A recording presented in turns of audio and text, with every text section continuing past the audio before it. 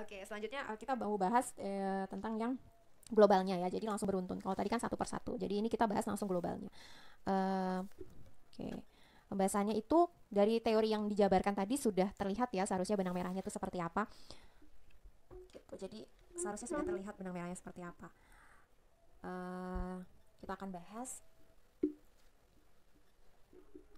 Nah, dari yang pertama kan tadi sudah dibahas semuanya ya, sampai terakhir sudah dibahas semua. Nah, di sini VBAC plus epidural, di mana sudah dijelaskan sebelumnya, epidural sendiri menyebabkan ibu tidak dapat merasakan tubuhnya untuk bekerja sama dengan si bayi, supaya bayi itu berputar jika posisinya adalah oksiput posterior. Nah, dalam hal ini dasar panggul pun kehilangan ritmenya sehingga tidak mampu membantu perputaran si bayi menjadi OA atau oksiput anterior. Nah, ini yang menyebabkan persalinan lama gitu.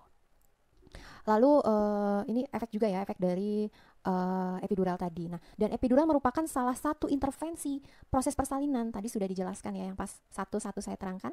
Ini sudah jelas ya, ini merupakan intervensi proses persalinan dan sudah tidak disarankan dalam VBAC, sudah tidak dianjurkan gitu. Epidural sendiri kemungkinan menggunakan jenis obat dengan kandungan narkotika. Epidural sendiri kan bios. Biasanya bios itu sedikit ada kandungan entah komposisinya berapa ya, saya kurang tahu, tapi ada kandungan narkotikanya yang kemungkinan dapat menyebabkan solusio plasenta gitu.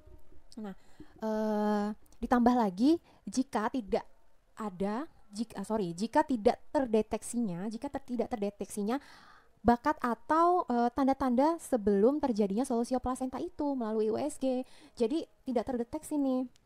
Nah, um, terutama solusio plasenta akut ya yang tadi saya baca. Terutama solusio plasenta akut itu tidak terdeteksi melalui sonografi, bukan tidak, lebih tepatnya jarang terdeteksi melalui sonografi ya. Karena gambaran plasenta dengan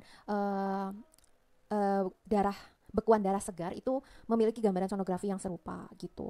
Selanjutnya di sini kita gejala solusio plasenta muncul. Setelah gejala solusio plasenta muncul kan diagnosa keluar nih dan harus masuk ruang operasi untuk proses SC atau sesar. Nah, sebelum pembedahan terjadi ini kan ada kemungkinan perubahan komposisi obat anestesi. Nah, kemungkinan komposisinya bertambah. Jadi anestesinya tuh kemungkinan bertambah.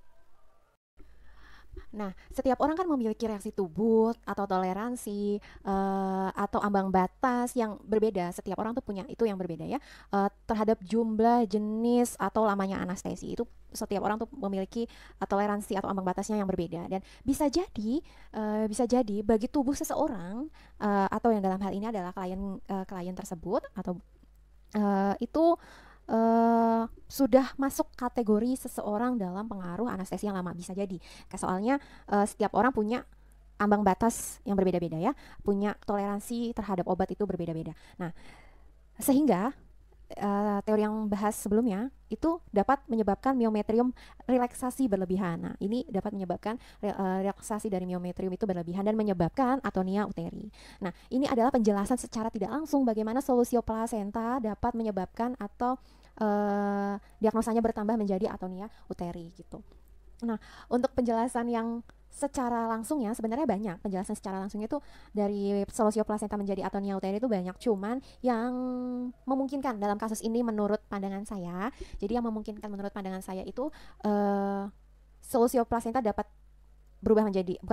bertambah diagnosanya menjadi atonia uteri itu yaitu saat solusio plasenta mulai terjadi, uterus dalam kondisi hipertonik persisten atau seperti peregangan uterus yang berlebihan dan menetap. Nah, efek dari lepasnya ari-ari atau plasenta dan bekas perlekatan atau luka perlekatannya itu mengeluarkan darah atau perdarahan. Nah, sehingga sulit menentukan kontraksi atau relaksasi uterus dengan perabaan gitu. Dan uterus yang distensi berlebihan atau peregangan berlebihan seperti ini, seperti yang tadi saya jelaskan, akan menjadi hipotanus. Setelah hipotanus ini terjadi setelah plasenta dan bayi dan plasenta lahir gitu. Nah, setelah lahir ini kan si rahim itu rahimnya yang meregang berlebihan itu dapat kehilangan peran utamanya. Jadi dapat kehilangan fungsinya.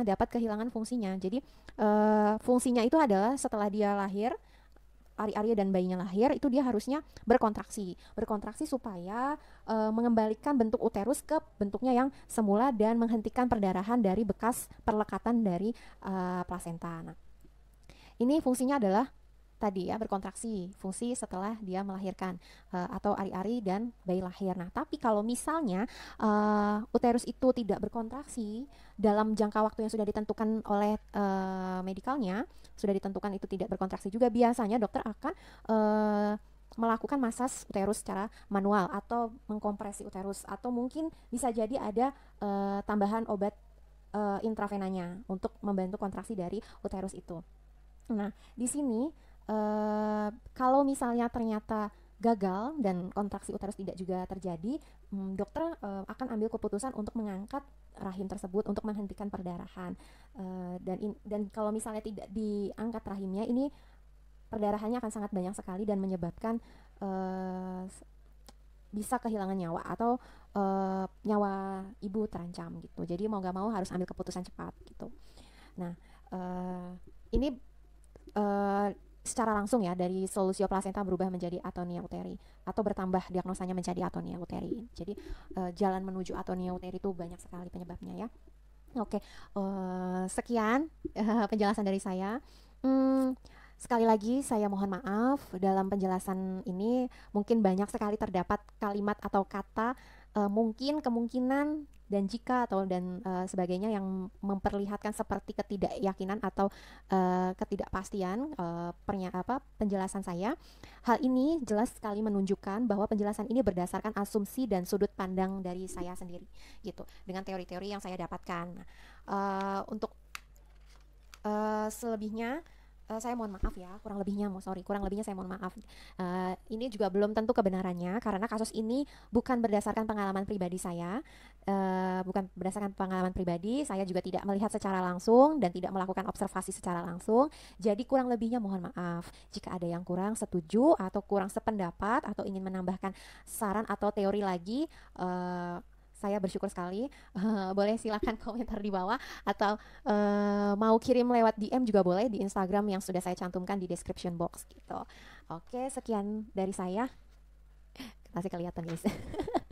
Oke, bukan itu lagi ya, bukan rahasia lagi. Semua harus ada contekannya. Soalnya kalau nggak ada contekan nanti saya ngomongnya kemana-mana. Oke, sekian dari saya. Terima kasih. Wassalamualaikum warahmatullahi wabarakatuh. Bye bye.